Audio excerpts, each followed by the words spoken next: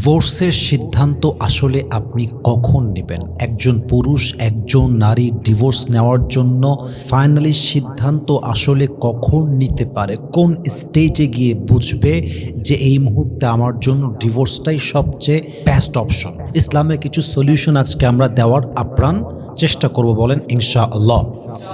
প্রথমত বলতে চাই, ইসলাম কখনো ডিভোর্স চায় না। ইসলাম কখনো স্বামী স্ত্রীর সম্পর্কের মাঝে বিচ্ছেদ চায় না, বরং কোরআন বলছে ওয়াইন খিফতুম শিকাকা বাইনিহিমা ফাবআথু হাকামান মিন আহলিহি ওয়া হাকামান মিন আহলিহা ইয়ুরিদা ইসলাহা ইউওয়াফিকিল্লাহু বাইনাহুমা।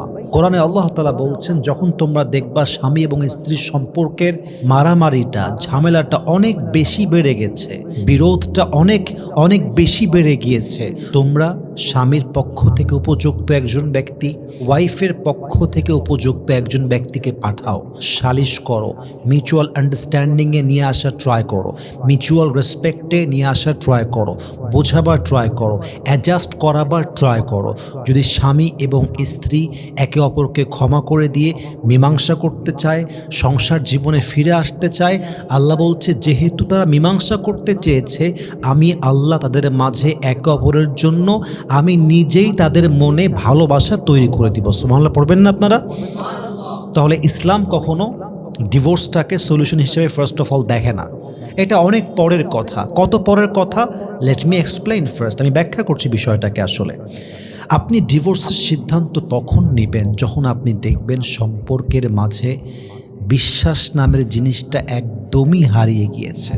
ট্রাস্ট বলতে যে একটা শব্দ সম্পর্কে আছে, বিশ্বাস বলতে যে সম্পর্কটা শব্দ আছে, এটা আপনাদের মাঝে আর বাকি নেই। বিশ্বাসটা একদমই ভেঙে গেছে। হতে পারে ওয়াইফের বিশ্বাস স্বামীর প্রতি, হতে পারে স্বামীর বিশ্বাস তার ওয়াইফের প্রতি।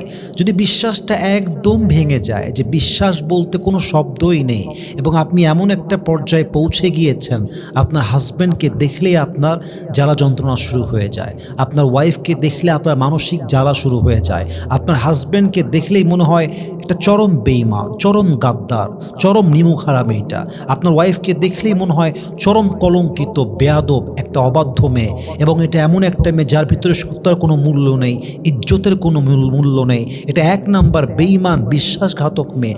আসলে এই অনুভূতিগুলো নিয়ে না খুব বেশি একটা দিন যুদ্ধ করা যায় না। লাইফ পার্টনার মানে হলো একটা স্বস্তির জায়গা, একটা ভরসার জায়গা, একটা বিশ্বাসের জায়গা, একটা মায়ার জায়গা, যাকে দেখে চোখ বন্ধ করে বিশ্বাস করা যায়। বাবা এবং মায়ের পরে যাকে সবচেয়ে বেশি ভরসা করা যায় তার নাম স্বামী, তার নাম বউ। যেখানে সবচেয়ে ভরসার জায়গা স্বামী, যেখানে সবচেয়ে বড় ভরসার জায়গা হবে বউ, সেখানে সবচেয়ে বড় বিশ্বাসঘাতকটাই হচ্ছে স্বামী, সবচেয়ে বড় বেঈমানটাই হচ্ছে বউ। এই মুহূর্তে আসলে অ্যাডজাস্ট করাটা খুব টাফ হয়ে যায়। মানুষ আসলে এই অনুভূতির সঙ্গে খুব বেশি একটা দিন যুদ্ধ করে কুলিয়ে উঠতে পারে না। কারণ দেখেন, আপনি একটা গাছকে যতই যত্ন করেন, যতই পানি দেন, গাছের গোড়া যদি আপনি কেটে দেন, আপনি গাছটা বাঁচায় রাখতে পারবেন না।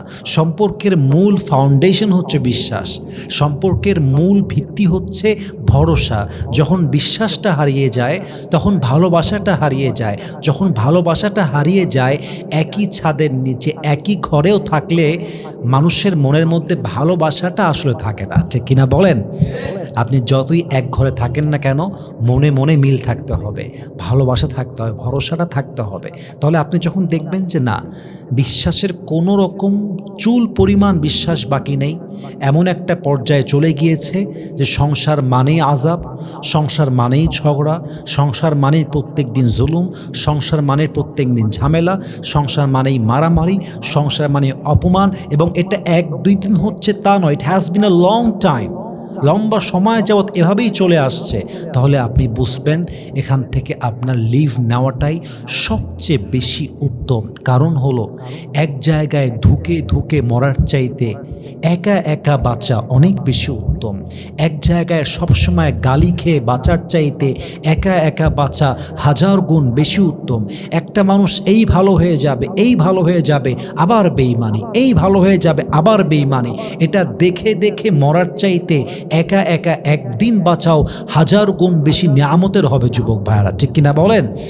আগে বুঝবেন যে সংসারে শান্তিটা আছে কিনা, ওই ভরসাটা আছে কিনা, ওই বিশ্বাসটা আছে কিনা, আপনার স্বামীকে দেখলে আপনার ভেতরে একটা শান্তি কাজ করে কিনা, ভরসা কাজ করে কিনা, ওয়াইফকে দেখলে বিশ্বাস করা যায় কিনা, আপনার ওয়াইফের প্রতি আপনার পবিত্র অনুভূতিটা বাকি আছে কিনা, বিশ্বাসটা বাকি আছে কিনা। আমি সকলের হাতে পায়ে ধরে বলবো, যদি আপনার ওয়াইফ পবিত্র হয়, চরিত্রবান হয়, বিশ্বাস যদি করা যায় তাকে, প্রত্যেকটা মেয়েকে বলবো আপনার স্বামী যদি বিশ্বাসযোগ্য হয়, আপনাকে যত্ন করে, এরপরে যত অন্যায় স্বামীর আছে সব মাফ করে দেন। এরপরে স্ত্রীর যত অন্যায় আছে সব মাফ করে দেন। বিশ্বাস ঠিক থাকলে, চরিত্র ভালো হলে, যত্ন করলে একজন লাইফ পার্টনারের সব অন্যায় মাফ করা যায়। এই জন্য কারণ বাকি সব কিছু একটা সময় গিয়ে শুধরে যাবে। কারণ বিশ্বাস এমন একটা জিনিস, এটা একবার ভাঙলে শুধরাবার চান্স আর থাকে না যুবক ভাইরা, ঠিক কিনা বলেন? তাহলে বিশ্বাস বাদ দিয়ে, যত্ন বাদ দিয়ে, ভালোবাসা বাদ দিয়ে যত ফল্ট আছে, আপনার ওয়াইফ রান্না করতে পারে না, that's not a big fault. আপনার হাজব্যান্ড দেখা যাচ্ছে রাত 3টার সময় আসে, that's not a big fault. আপনার স্বামী হয়তো বা এমন কিছু অন্যায় করছে যা পরকীয়ার বাহিরে, পরকীয়া না, এমন অনেক অন্যায়, যেমন আপনার স্বামী হয়তো বা এখন বিড়ি খায়, হয়তো বা আপনার স্বামী এখন রাত করে বাসায় ফিরে, হয়তো বা আপনার স্বামী এখন কামাই কম করছে, সব ফল্ট মাফ করে দেন। বিশ্বাস থাকলে, মায়া থাকলে, ভরসা থাকলে, যত্ন থাকলে আজীবন থেকে যাবেন।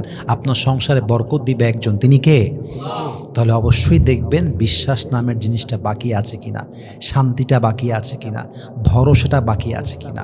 নাম্বার 2 বলতে চাই, আপনি যখন দেখবেন আপনার হাজব্যান্ড আপনাকে আল্লাহর আদেশের বাহিরে যাওয়ার জন্য বাধ্য করছে, যেমন আপনাকে পর্দা করতে দিতে চায় না, আপনার স্বামী আপনাকে নামাজ পড়তে দিতে চায় না, আপনার স্বামী আপনাকে বেপর্দায় রাখতে চায়, আল্লাহর বিধান ভঙ্গ করতে আপনার স্বামী আপনাকে এক কথায় ফোর্স করে, ওই স্বামীর সঙ্গে থাকা চাইতে না থাকাটাই ভালো।